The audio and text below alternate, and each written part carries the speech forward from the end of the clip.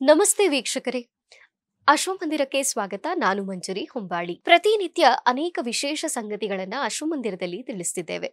ಇವತ್ತು ವಾಸ್ತು ಹೇಗಿರಬೇಕು, ಮನೆಯ ವಾಸ್ತುವಿಂದ ಯಾವೆಲ್ಲ ಶುಭ ಲಕ್ಷಣಗಳು ನಮಗೆ ಉಂಟಾಗ್ತದೆ, ಅದರ ಪರಿಣಾಮಗಳೇನು, ಈ ಎಲ್ಲ ಮಾಹಿತಿಯನ್ನ ತಿಳಿಸಿಕೊಡ್ಲಿಕ್ಕೆ ಅಶ್ವಮಂದಿರದಲ್ಲಿ ಖ್ಯಾತ ಜ್ಯೋತಿಷಿಗಳು, ಧಾರ್ಮಿಕ ಆಧ್ಯಾತ್ಮಿಕ ಚಿಂತಕರು ಶ್ರೀ ವೆಂಕಟರಮಣ ಭಟ್ ಗುರೂಜಿಯವರು ನಮ್ಮೊಟ್ಟಿಗಿದ್ದಾರೆ. ಅವರನ್ನ ಕಾರ್ಯಕ್ರಮಕ್ಕೆ ಸ್ವಾಗತಿಸೋಣ. ಗುರೂಜಿ ನಮಸ್ತೆ, ಕಾರ್ಯಕ್ರಮಕ್ಕೆ ಸ್ವಾಗತ. ನಮಸ್ಕಾರ. ಇವತ್ತಿನ ದಿವಸ ನಾವು ವಿಶೇಷವಾಗಿ ವಾಸ್ತು ಅಂದರೆ ನಮ್ಮ ಮನೆಯಲ್ಲಿ ವಾಸ್ತು ಅಂತ ನಾವು ಕರಿತೇವೆ. ಎಲ್ಲರ ಮನೆಯಲ್ಲೂ ಸಮಸ್ಯೆ ಇದೆ ಈಗ. ಯಾಕಂದರೆ ಆ ಸಮಸ್ಯೆ ಯಾವ ರೀತಿಯಲ್ಲಿ ಅಂತಂದರೆ, ಮನೆ ಒಳಗಡೆ ಆ ರೀತಿ ಸಮಸ್ಯೆ, ಮನೆ ಹೊರಗೆ ಬಂದರೆ ಅವನು ಸುಖವಾಗಿರುತ್ತಾನೆ, ಆ ರೀತಿಯಲ್ಲಿ ಎಲ್ಲರ ಮನೆಯಲ್ಲೂ ಇದೆ. ಯಾಕಂದರೆ ವಾಸ್ತು ಸರಿಯಾಗಿ ಇರಬೇಕು ಅಂತಂದರೆ ಸರಿಯಾದ ರೀತಿಯಲ್ಲಿ ನಾವು ಮನೆಯನ್ನು ಕಟ್ಟಬೇಕಂತೆ. ಆಯ ವ್ಯಯ ಅಂತ ಕರೀತಾರೆ. ವ್ಯಯ ಖರ್ಚು, ಆಯ ನಮಗೆ ವೃದ್ಧಿ ಅಭಿವೃದ್ಧಿ ಆಗತಕ್ಕಂಥದ್ದು. ಹಾಗಾಗಿ ಸರಿಯಾದ ರೀತಿಯಲ್ಲಿ ಆಯವನ್ನು ಇಡತಕ್ಕಂಥದ್ದು. ಅಥವಾ ಯಾಕೆಂದರೆ ನಾವು ಮನೆ ಮೊದಲನೆಲ್ಲ ಹಿಂದಿನ ಕಾಲದಲ್ಲೆಲ್ಲ ಅಂದರೆ ಆ ರೀತಿ ಇರ್ತಿತ್ತು, ದೊಡ್ಡ ಜಾಗ ಇರ್ತಿತ್ತು. ಮನೆಯನ್ನು ಕಟ್ಟಬೇಕಂತಂದ್ರೆ ಮರವನ್ನು ಮೊದಲು ನೆಡ್ತಿದ್ರಂತೆ.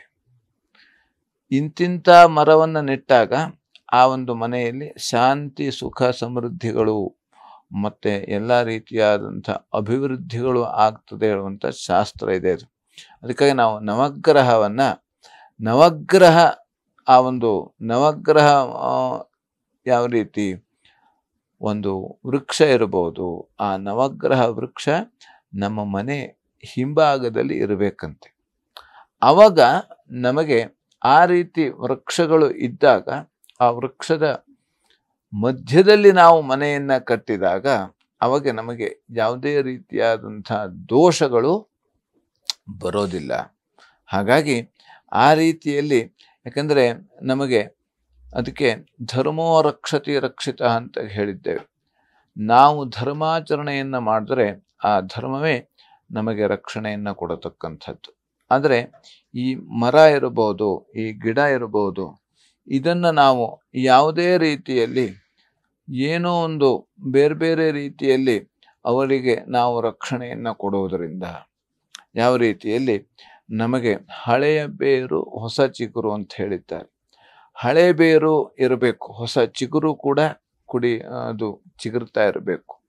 ಆವಾಗ ಕೂಡಿರಲು ಮರ ಸೊಬಗು ಅಂತ ಹೇಳಿದ್ದಾರೆ. ಹಾಗೆ ಆ ರೀತಿಯಲ್ಲಿ ನಮಗೆ ಆ ಒಂದು ಸಸ್ಯವನ್ನು ರಕ್ಷಣೆ ಮಾಡುವುದರಿಂದ ನಮ್ಮ ಮನೆಯಲ್ಲಿ ಇರತಕ್ಕಂಥ ತಾಪತ್ರಯಗಳು ಇರಬಹುದು, ಅಥವಾ ಎಲ್ಲ ರೀತಿಯಲ್ಲಿ ಸುಖ, ಶಾಂತಿ, ನೆಮ್ಮದಿಯನ್ನು ನಾವು ಪಡಲಿಕ್ಕೆ ಸಾಧ್ಯ ಆಗುತ್ತದೆ. ಹಾಗಾಗಿ ವಾಸ್ತು ಅಂತಂದರೆ ಮನೆಯಲ್ಲಿ ನಾವು ಮನೆ ಕಟ್ಟಿದ ಆದ ತಕ್ಷಣ, ಗೃಹ ಪ್ರವೇಶ ಆದ ತಕ್ಷಣ ಅಲ್ಲಿ ಭಗವಂತ ವಾಸ್ತುವಿನ ರೂಪದಲ್ಲಿ ಅವನು ಇರ್ತಾನಂತೆ. ವಾಸ್ತು ಅಂದರೆ ಬ್ರಹ್ಮಾದಿ 53 ದೇವತೆಗಳು ಸೇರಿ ಒಂದು ವಾಸ್ತು ಮಂಡಲ ಆಗತಕ್ಕಂಥದ್ದು.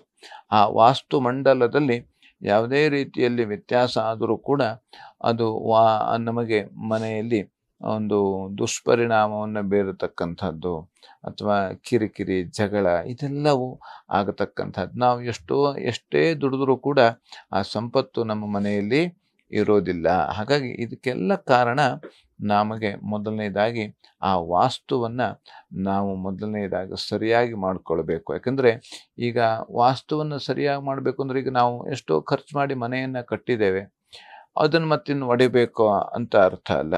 ಅದರಲ್ಲಿ ಆ ಕಟ್ಟಿದಂಥ ಮನೆಯಲ್ಲೇ ನಾವು ಸರಿಯಾದ ರೀತಿಯಲ್ಲಿ ಭಗವಂತನ ಸ್ಮರಣೆ ಮಾಡುವುದರಿಂದ, ಯಾಕಂದರೆ ವಾಸ್ತು ಅಂದರೆ ಪ್ರಧಾನ ಬಾಗಿಲಿಗೆ ವಾಸ್ತು ಅಂತ ಕರಿತೇವೆ, ವಾಸ್ತು ಬಾಗಿಲು ಅಂತ. ಅಲ್ಲಿ ಆ ಒಂದು ನಾಭಿಯ ಆ ವಾಸ್ತುವಿನ ಯಾವ ರೀತಿಯಲ್ಲಿ ವಾಸ್ತು ಹೇಳುವಂತನು ಅವನು ಈಶಾನ್ಯಕ್ಕೆ ತಲೆಯಾಗಿ, ಹಾಗೆ ನೈಋತ್ಯಕ್ಕೆ ಕಾಲಾಗಿ ಅವನು ಮಲ್ಕೊಂಡಿರ್ತಾನಂತೆ. ಎಲ್ಲಿ ಇರ್ತಾನೆ ಅವನ ಮಧ್ಯ ಅಂದರೆ ಅವನ ಹುಕ್ಕಳಿನ ಭಾಗದಲ್ಲಿ ಅಲ್ಲಿ ಪ್ರಧಾನ ಬಾಗಿಲು ಬರಬೇಕಂತೆ. ಹಾಗಾಗಿ ಅಂದ್ರೆ ಮಧ್ಯಸ್ಥಾನ ಬರುತ್ತದೆ, ಮನೆಯಲ್ಲಿ ಮಧ್ಯಸ್ಥಾನ. ಹಾಗಾಗಿ ಆ ಪ್ರಧಾನ ಬಾಗಿಲಿಗೆ ಯಾವುದೇ ರೀತಿಯಾದಂಥ ಬೇರೆ ಬಿಸಿಲು ಬೀಳಬಾರ್ದು ಅಥವಾ ಮಳೆ ಬೀಳಬಾರ್ದು, ಏನು ಬೀಳಬಾರ್ದು, ಅಲ್ಲಿ ಮಧ್ಯದಲ್ಲಿ ಇರಬೇಕು. ಆವಾಗ ಅವನು ಆ ಮನೆಯಲ್ಲಿ ಎಲ್ಲ ರೀತಿಯಾದಂಥ ತಂಪುಗಳು ಅಥವಾ ಆರೋಗ್ಯ ಎಲ್ಲ ರೀತಿಯಲ್ಲಿ ಅನುಕೂಲವಾಗಿರತಕ್ಕಂಥದ್ದು, ಸಕಲ ಸಂಪತ್ ಸಮೃದ್ಧಿಗಳು ಇರತಕ್ಕಂಥದ್ದು. ಯಾಕಂದರೆ ವಾಸ್ತುವನ್ನು ಬಾಗಿಲನ್ನು ಮಾಡುವಾಗ ಅದು, ಯಾಕೆಂದರೆ ನಾವು ಈಗ ಎಷ್ಟೋ 9 ಫೂಟೋ 10 ಫೂಟೋ ನಾವು ಇಟ್ಟುಬಿಡ್ತೇವೆ. ಅಲ್ಲಿ ನಮಗೆ ವಾಸ್ತು ಬಾಗಿಲು ಕನಿಷ್ಠ ಒಂದು 4 ಫೂಟ್ 4 ಫೂಟ್ ಇರಬೇಕಂತೆ ಕನಿಷ್ಠವಾಗಿ. ಯಾಕೆಂದರೆ ನಾವು ವಾಸ್ತುವನ್ನು ಪ್ರವೇಶ ಮಾಡಬೇಕಾದ್ರೆ ತಗ್ಗಿ ನಾವು ಪ್ರವೇಶ ಮಾಡತಕ್ಕಂಥದ್ದು, ಬಲಗಾಲನ್ನು ಇಟ್ಟೇ ನಾವು ವಾಸ್ತು ಬಾಗಿಲನ್ನು ಪ್ರವೇಶ ಮಾಡತಕ್ಕಂಥದ್ದು ಬಹಳ ಶ್ರೇಷ್ಠ, ಬಹಳ ಮುಖ್ಯ. ಹಾಗಾಗಿ ಮನೆಯಲ್ಲಿ ನಾವು ಆ ಬ್ರಹ್ಮನ ಆರಾಧನೆಯನ್ನು, ಆ ವಾಸ್ತುವಿನ ಆರಾಧನೆಯನ್ನು ಮಾಡೋದರಿಂದ ಅವನು ಅಸ್ತು ಅಂತ ಹೇಳ್ತಾ ಇರ್ತಾನೆ. ಹಾಗಾಗಿ ಆದಷ್ಟು ನಾವು ಮನೆಯಲ್ಲಿ ಒಳ್ಳೆಯ ಮಾತನ್ನು ಅಥವಾ ಒಳ್ಳೆಯ ರೀತಿಯಾದಂಥ ದಾನ ಧರ್ಮ ಇರಬಹುದು, ಭಗವಂತನ ಸ್ಮರಣೆಯನ್ನು ನಾವು ಮಾಡುವುದರಿಂದ ನಮಗೆ ಎಲ್ಲ ರೀತಿಯಲ್ಲಿ ಉತ್ತರೋತ್ತರ ಅಭಿವೃದ್ಧಿಯನ್ನು ಕಾಣಬಹುದು.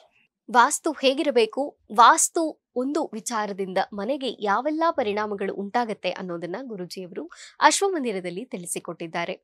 ಇಂಥ ವಿಶೇಷ ಮಾಹಿತಿಗಳನ್ನ ಮತ್ತೆ ನಿಮ್ಮ ಅಶ್ವಮಂದಿರದಲ್ಲಿ ಹೊತ್ತು ತರ್ತೇವೆ. ನೋಡ್ತಾ ಇರಿ ಅಶ್ವಮಂದಿರ.